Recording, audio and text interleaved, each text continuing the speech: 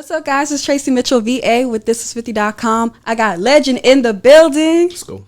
Finally interviewing an R&B artist. Yeah. First off, how did you get into making R&B and getting into music, period? I always been a singer. Always been musically inclined. I've been a drummer, pianist, and everything. But Really? yeah, it was just one day I was at my old job a while back, and it just clicked, and I was like, I think I want to offer something refreshing to the music industry. What job was you working? I was doing valet.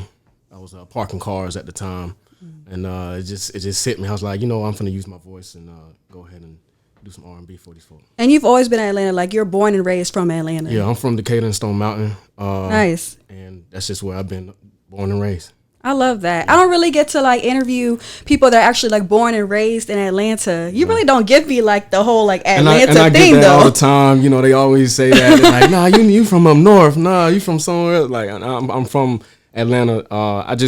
The people I grew up around, they was just a bunch of different types of personalities and different types of, just people. What are these people that you was around? Like my sisters, they are really you could say like they just have well-roundedness about them, and they've been traveling around the way. And my homeboys, they real well-rounded. So it's like a lot of different perceptions on earth. And because I noticed you have like a really dope background, like both parents, both parents, very family oriented. Right. Grew up in the church. Yeah, and I used to be a little, I won't say resentful of that, but a little embarrassed of that a little bit growing up in school, whatever, because like people hear that and they think, oh, you got it made and everything. But I started taking that as a benefit or a blessing. Yeah, because I just feel like that's just very rare these days. Super rare.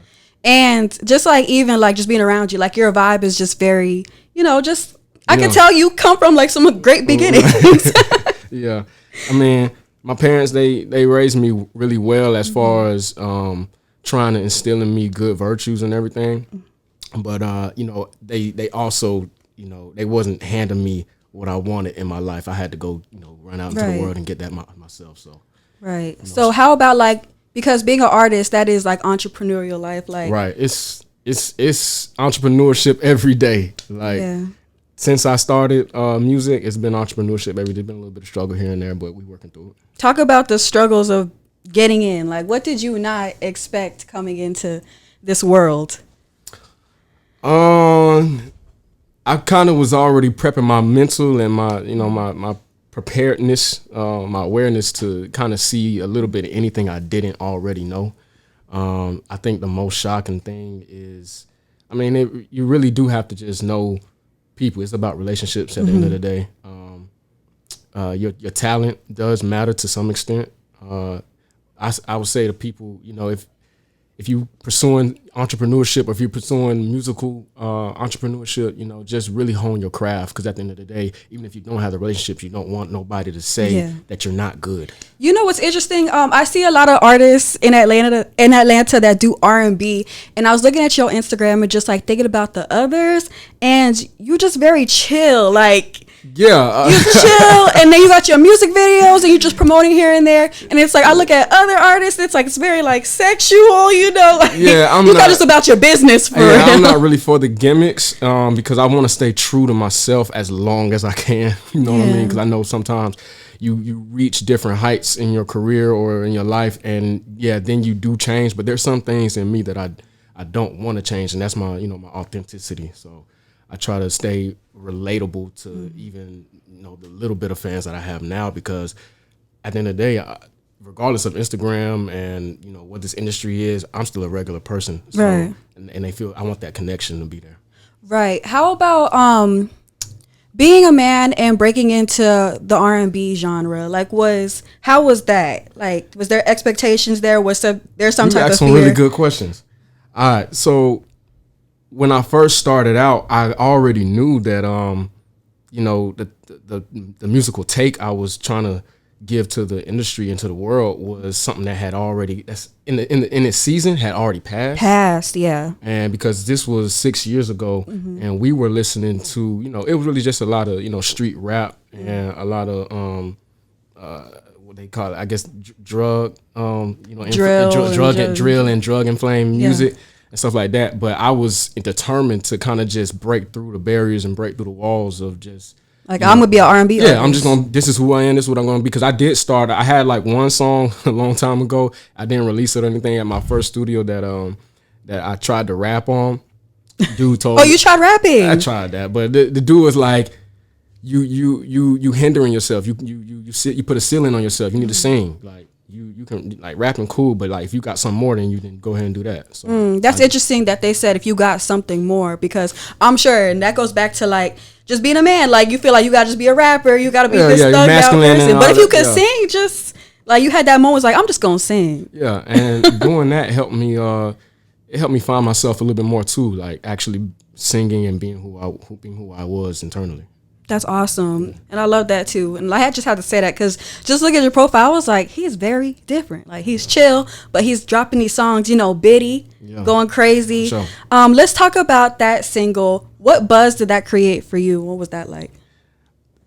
I go in the studio and sometimes you just know that a song is probably your best song or your hit.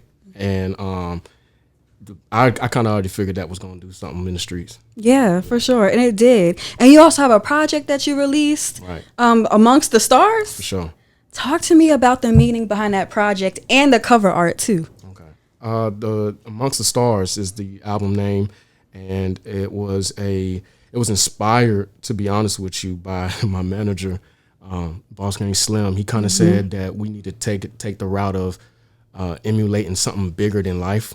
And he was kind of, leaning towards calling it something like extraterrestrial or planet or something like that. She went NASA style. Yeah, and I was like, you know what? I still want it to be. I'm not gonna lie, the cover art was fire. Appreciate you. It was. I came in after he said that. I was like, all right, I'm gonna go to the drawing board and come up with something. The photo shoot went crazy. I have to say that too. Yeah.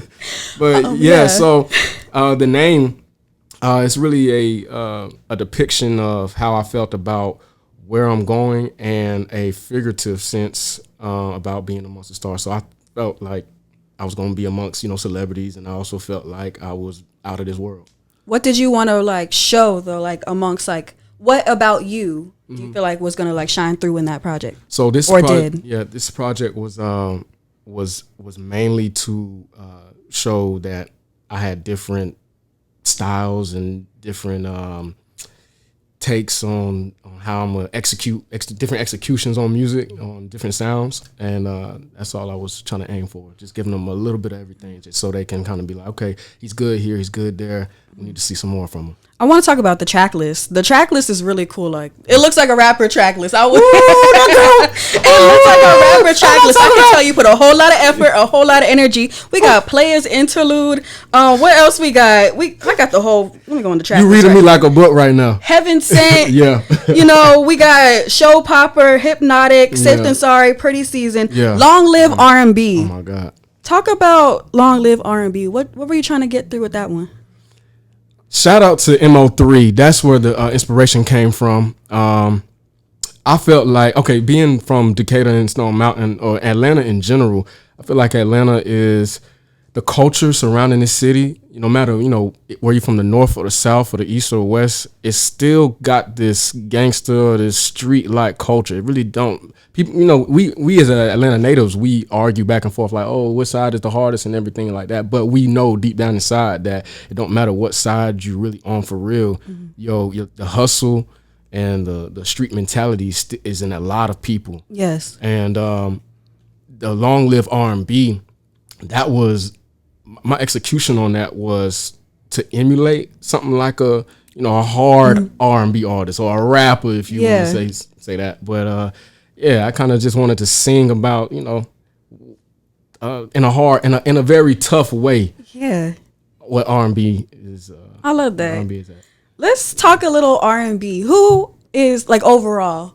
Like I'll share mine and you can share yours. Okay. I'm a fan of Donnell Jones, my friend. I'm a fan of Craig David. Yeah. I love me some Usher. How about you? You like the smooth voices. I do like those. Mm-hmm. I like a little. I don't say a little bit. I like a lot of everything. But being in this modern age, the guy who I took inspiration from a lot, or really gravitated toward, was Chris Brown. and because He from the VA like me. He at top of the game right now, and I feel like that was a good gauge to kind of test my skills. Would you ever dance? Do you dance? I wish I could really dance. Like I be doing that in the shower, and when no one's looking and everything. I wish I could really dance, but I'm gonna learn how to dance for real. Like all I need to know how to do is backflip, and I'm a battling nigga. If you get the backflip, it's over. It's over with. Let's talk Usher. I saw that you were at one of his parties recently. Yeah. That's huge. Yeah, he had a listening party at one of the clubs here in Atlanta, and I got a shout out to him because the album, and I could tell the work he put in a lot of meticulous work into the sound of making it sound both original and I won't say primitive, but original in the sense that he didn't leave his essence, but also making it sound modern. And working for today. For sure. It's a good album. For sure. What do you think of little R&B, chat? What do you think of like all the things he's going viral for? Besides the Super Bowl performance, taking off the shirt and bringing the ladies on stage. As a performer, would that ever be you in the future? That's definitely gonna be me. I thought you were gonna say no. Yeah, I'm gonna take off my shirt soon. Okay. And just because you get on that stage and it's a lot of power, and you just want to show out for your fans. For sure. Yeah. I love that. Well, I'm a huge fan of Usher as well, so I know that was dope. How about being an act in R&B in Atlanta? Like, how was that going for you? Like, really getting your name out there? Repeat that again. I'm sorry. Being an R&B act and getting your name out there, how's that been? Marketing wise, and I'm gonna be real with you. I'm a very I like to call myself a strategic guy. I knew the time that I came into the game, or the time that I started my inception, it was going to be a little bit longer, but at the same time, it wasn't going to be as long as it could have been because I was coming into an avenue that was so open. And being who I am, and I guess the skill set that I have, it made it that much easier. It wasn't as hard as a lot of people are probably going through, but I think that the reason why do you think that is? You have to have certain character traits, and also I saw this video from the girl who plays Pope in Scandal. Okay, Olivia Pope. Olivia Pope, but what's the Kerry Washington? Kerry Washington, and she said this one thing, and it stuck with me because this is what entrepreneurship is every day. It's surviving the no, and you're gonna get told no, and it's gonna make you feel hot and angry, and your stomach's gonna turn. But sometimes you have to realize that getting told no and trying to complete something is like. So what do you do when you do get told no? Is it just go back to the drawing board? I go back, drawing board. It gives me more ample time to think and create a better idea. Getting told no just helps you create something better and get a better blessing. How about competition? You said you feel like your avenue was just wide open, but I feel like my avenue is wide open, even with all the young men that are in the game with me right now, because R&B. I think ladies, they just really want to hear a male's voice regardless who it is. Why do you think that is? People like the opposite perception, perspective of things. For sure. How about like your subject matters when it comes to music? Like, what is something that you feel like you lean towards the most and you just like to talk about? It's always going to be about love. Like I said, I came from a 2-parent household, and that kind of helped me form my ideas about what it meant for a man and a woman to really come together, and I just use that kind of as my topics. That's amazing. So you feel like your parents influence your music a lot as well in your writing style? Yeah, they do pretty good. But I know how it is when you've been with somebody forever, and but I still want to offer a fresh outlook on love. That's really cool. You also have a music video you're about to drop, right? Yeah, we're working on a music video for Heaven Sent, because I know that one is gonna. That's the one. That's the one. For sure. What can we expect in that music video? I don't want to give away the secrets, honestly. I wrote down a lot of stuff on the whiteboard, and I don't want to tell nobody nothing yet. I want to just pop out with it and mind blown like I do everything. That's my strategy. Come with something that they never seen before. Okay, I got some final questions too. Have you ever opened up for an act yet? Like, nah, I haven't been an opener yet, but I'm willing to do whatever. Okay, so what about collaborations too? Like, have you worked with anybody yet? We're working on collab. We got a lot of collaborations locked in. I haven't met up with anybody yet, but that's definitely like locked in already. Which one is there? Like a specific collaboration you're manifesting right now? So many. I don't want to say cliche stuff, but like Mooney Long, I know she's popping right now, but I do have some. You would do a song with her? I do have. I have some songs with her. This one is kind of off the wall. Not Glorilla, but Glorilla, I would do a collab with you. That would be crazy. Lola Brooke. Oh, okay, yeah, she's fire. Yeah, I saw something. I was like, okay, I can get on something with that. And Ty Dolla $ign. I can see Ty Dolla $ign. Yeah, I can see that too. Yeah, I need Ty Dolla $ign collab. Kanye West. Yeah. Yeah, that's just a long list of people, but yeah. All right, Legend. Well, go ahead and take us out. Like, what else can we look forward to, and what else do you want to leave the people with on this50.com? My name's Legnd. I got a lot of shit coming on the way. I got a new video about to drop for Heaven Sent. I hope y'all like the album Amongst the Stars, and stay tuned for more. What numbers we at with Biddy on the music video? What numbers we at? Probably like 100K or something. So go ahead and keep streaming Biddy, y'all. Go stream Amongst the Stars and be on the lookout for new music from Legnd. I'll see you guys next time on this50.com. Let's go.